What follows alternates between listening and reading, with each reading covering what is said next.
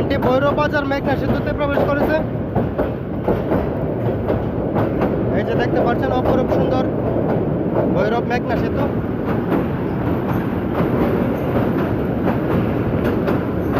এখানে একসাথে তিনটি সেতু রয়েছে, দুটি রেলের সেতু এবং একটি সড়কের সেতু।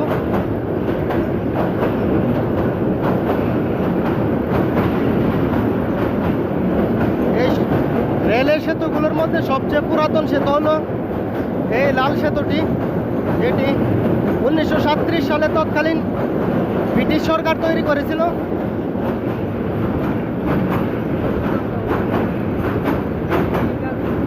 যেটি এখন এখানকার সবচেয়ে পুরনো রেল সেতু, শহীদ হাবিলদার আব্দুল হালিম সেতু ক্রস করে যাচ্ছে। তার পাশে রাষ্ট্রপতি জিল্লুর রহমান রেল সেতু, তার অপর পাশে রয়েছে সৈয়দ নজরুল ইসলাম সড়ক সেতু।